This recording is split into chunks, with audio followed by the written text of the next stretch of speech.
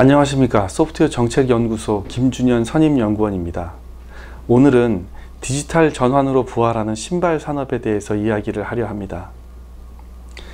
최근 제조업의 디지털 전환이 화두입니다. 디지털 전환으로 한때 해외로 생산기지를 옮겼던 미국의 제조업은 리쇼어링으로 다시 귀환하고 있고, 독일도 전통 제조업에 IT를 결합해서 생산성을 30% 이상 끌어올리겠다는 인더스트리 4.0 정책에 박차를 가하고 있습니다. 중국도 역시 제조 대국에서 제조 선진국가로 부상을 꿈꾸는 제조 2025 정책을 추진하고 있습니다. 한편 우리는 어떠한가요? 우리의 제조업은 정보통신기술 수출이 17.8%, 자동차 수출이 18.8%로 감소하는 등 제조업 수출액이 지난달보다 18.5% 감소했습니다. 철강, 조선, 정유사업, 이런 산업들은 이미 몇 년째 적자입니다. 최근의 어두운 글로벌 경제 전망을 감안한다면 이러한 상황이 빠른 시간 내에 호전되기도 어려워 보입니다. 우리 경제가 저성장 기조에 고착되는 건 아닌가 하는 우려가 깊어지는 이유입니다. 이런 상황을 타개하는 해답을 우리는 어디서 찾을 수 있을까요? 오늘은 디지털 전환으로 다시 살아나는 우리의 산업 이야기를 하나 소개하려 합니다. 기억하실지 모르겠지만 한때 우리 경제를 지탱했던 산업 중에 하나가 바로 신발 산업입니다. 부산을 중심으로 세계의 신발 공장이 형성되었고 경제를 발전시키는 산업의 주축이었습니다. 70년대 이후 그러나 이 산업은 계속 하락해서 80년대에 이른바 사양산업이라고 치부되었고, 중국과 베트남으로 공장이 대거 이전하였습니다. 국내에는 제조기업과 숙련공 그리고 생산액이 급감했었습니다. 이 산업이 이제 다시 부활해서 돌아왔습니다. 대표적 신발 제조기업인 태광실업은 2015년 매출액이 1조 3천억을 넘었습니다. 1조 클럽에 가입한 신발 기업이 탄생한 것입니다. 태광만 그런 건 아니고 2위 기업인 창신 INC도 9,600억 원을 기록했습니다. 규모가 좀 작은 트랙스타는 작년 영업이익률이 129% 증가했고, 화승도 125%가 증가했습니다. 심지어 원래 신발 제조 회사가 아니었던 파크랜드 같은 의류기업도 신발을 제조하겠다고 나섰습니다. 사양 산업이 이렇게 다시 부활했다고 하니까 그 이유가 궁금하지 않을 수 없습니다. 사실 신발 산업이라는 것은 제단, 재봉, 제조 이런 공정들을 각각 다른 공장에서 처리한 후에 이를 통합하는 방식으로 진행되었습니다. 그러다 보니까 중간 생산물 간의 물류도 비용이 되고, 그런데 지금 이런 생산 과정들이 센서 기술과 통합하면서 이것을 소프트웨어로 통제하고 데이터를 수집하고 통합하고 처리하는 자동화된 과정들이 모두 한 라인에서 처리되다 보니 대폭 줄었습니다. 과거에 실제로 샘플을 제작해서 비교하던 어떤 디자인 공정도 이제는 소프트웨어로 처리합니다. 생산 과정이 변하니까 제작에 필요했던 중간 과정과 물류조차 간소화됐습니다.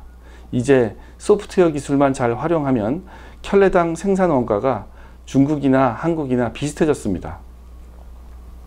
게다가 복숭아뼈 안과 밖의 재질의 두께를 몇 미리로 해야 되는가 하는 이런 암묵적 지식 같은 경험들은 한국이 더 우월합니다.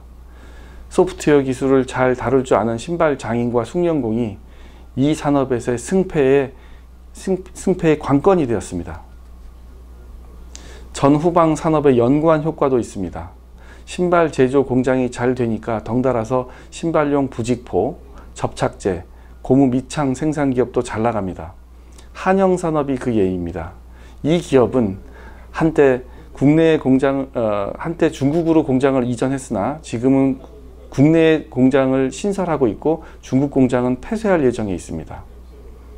천일상사와 학상과 같은 관련 기업도 부산의 공장 부지를 유치하느라 분주합니다. 과거 우리가 갖고 있던 신발 산업의 주도권은 가격 경쟁력으로 무장한 중국과 베트남으로 이전됐다가 이제 소프트웨어로 촉발된 디지털 전환이라는 기회의 창이 이런 신발 산업의 주도권을 우리 한국 쪽으로 이전하고 있습니다. 신발 산업은 이제 사양산업이 아니고 첨단 기술의 경연장입니다. 보행으로 전기를 발생시키고 환기장치, 조명장치, 스피커 장치는 기본입니다. 센서를 부착해 데이터를 모으고 인터넷과 연결해 다양한 서비스를 제공합니다. 인공지능으로 신발이 건강관리센터로 발전하는 것이 추세입니다. 이런 상황에서 그간 신발 산업에서 관행이던 가피, 원부자재 기업들과의 수직적 협업 구도는 더 이상 유효하지 않습니다. 지능화된 신발 산업은 이제 소프트웨어 산업, 의료 산업, 엔터테인먼트 산업하고도 협업해서 해야만 살아남을 수 있습니다. 기업의 전략도 변해야 합니다. 기존에는 OEM, 주문자 생산 방식에만 의지해서 생산했습니다. 그런데 이제는 이런 방식만으로는 중국과 베트남의 도전에 버틸 수 없습니다. 혁신적인 디자인 역량을 갖추고 우리의 브랜드로 글로벌화해야 합니다. 일본의 유니클로가 대표적인 사례입니다. 유니클로는 의류 기업이지만 소프트웨어 기업과 협업해서 다품종, 소량 생산의 특성에 맞는 신속한 디자인, 탄력적인 유통 시스템을 개척해서 단기간에 글로벌 기업으로 도약한 좋은 사례입니다. 이제 디지털 변화의 추세는 신발 산업, 섬유 산업, 부품 소재는 물론이고 자동차, 조선과 같은 중후장대형 산업에까지 거세게 불고 있습니다. 경쟁자들은 이러한 혁명적 전환의 패러다임에서 경쟁력의 원천을 과거의 제조 그 자체에서 서비스로 전환해서 찾고 있고, 소재 중심을 벗어나서 센서, 네트워크, 그리고 데이터 기반의 인공지능과 같은 새로운 신기술에서 찾고 있습니다. 이제 우리도 디지털 전환의 파고를 넘어갈 우리의 길을 찾아야 할 때입니다. 감사합니다.